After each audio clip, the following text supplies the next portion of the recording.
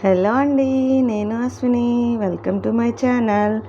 ఈరోజు రెసిపీ చగోడీలు చేసి చూపించబోతున్నానండి.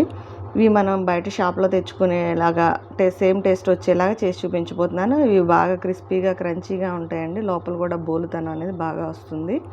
ఇక్కడ నేను ఒక గ్లాస్ వాటర్ తీసుకున్నానండి. అందులో ఒక స్పూన్ సాల్ట్, ఒక స్పూన్ కారం, కొంచెం పసుపు, ఒక స్పూన్ నెయ్యి యాడ్ చేస్తున్నాను. నెయ్యి వేసుకోవచ్చండి, లేదు అంటే నూనె అయినా వేసుకోవచ్చు. రెండిట్లో మన ఇష్టం ఏదైనా సరే. అయితే ఈ నెయ్యి కానీ నూనె కానీ వేయడం వల్ల ఏంటంటే లోపల బోలుగా వచ్చేసి చకోడీలు అనేది టేస్ట్ చాలా బాగా వస్తుందండి. అందుకని కంపల్సరీ వేసుకోవాలి. ఒక గ్లాస్ బియ్యం పిండి తీసుకున్నానండి. ఏ గ్లాస్ అయితే వాటర్ తీసుకున్నానో అదే గ్లాస్తో బియ్యం పిండి తీసుకున్నాను. ఈ బియ్యం పిండి మిశ్రమాన్ని మొత్తం ఈ మరిగిన నీళ్ళల్లో వేసి బాగా కలుపుకోవాలి. ఇలా కలుపుకోవటం వల్ల ఏంటంటే బాగా పూర్తిగా కలిసేలాగా ఇలాగే స్టవ్ మీద ఉండగానే కలిపేసుకుంటే ఏంటంటే తొందరగా కలుస్తుందండి, వేడి మీద ఉంటుంది కాబట్టి. ఇది కొంచెం గోరువెచ్చగా అయిన తర్వాత దీన్ని చేత్తో కలుపుకోవాలండి.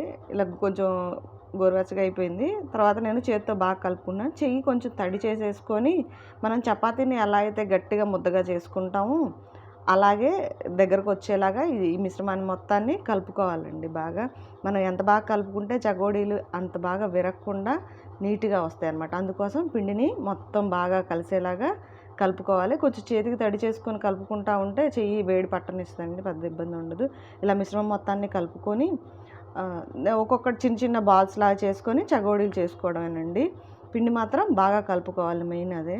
తర్వాత ఇక్కడ నేను బాల్స్లా చేసేసి ఇది అరచేత్తో ఇలాగ స్టిక్ లాగా ఒక అరచేత్తో ఇలా అనాలండి. అరచేత్తో అనటం వల్ల ఏంటంటే చకోడీ విరగకుండా బాగా వస్తుంది, రౌండ్ షేప్ కానీ అది కానీ. అందుకోసం అరచేత్తో అనుకొని దగ్గరకు అనేటప్పుడు మునివేళ్ళతో కొంచెం ఇట్లా అంటే సరిపోతుంది.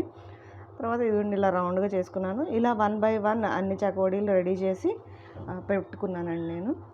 తర్వాత స్టవ్ మీద బండ పెట్టేసుకొని ఆయిల్ యాడ్ చేస్తున్నాను. ఆయిల్ వేడెక్కిన తర్వాత ఈ చకోడీలు వేసేసాను. ఇవేంటంటే మీడియం టు లో ఫ్లేమ్లో పెట్టుకొని వేయించుకోవాలండి. ఇవి మనం ఈజీగా ఒక్కళ్ళమైనా సరే ఈజీగా చేసేయచ్చు. చాలా ఈజీ రెసిపీ అనమాట. ఇవి ఏంటంటే పిల్లలకి ఈవినింగ్ స్నాక్స్గా కానీ ఇవ్వడానికి బాగుంటుంది. ఒకసారి ట్రై చేసి చూడండి, చాలా బాగుంది. ఇది 15 రోజుల నుంచి నెల రోజుల వరకు నిల్వ ఉంటాయండి. నా ఛానల్ ఫస్ట్ టైం చూస్తుంటే కనుక సబ్స్క్రైబ్ చేయండి, లైక్ చేయండి, షేర్ చేయండి. Thank you so much.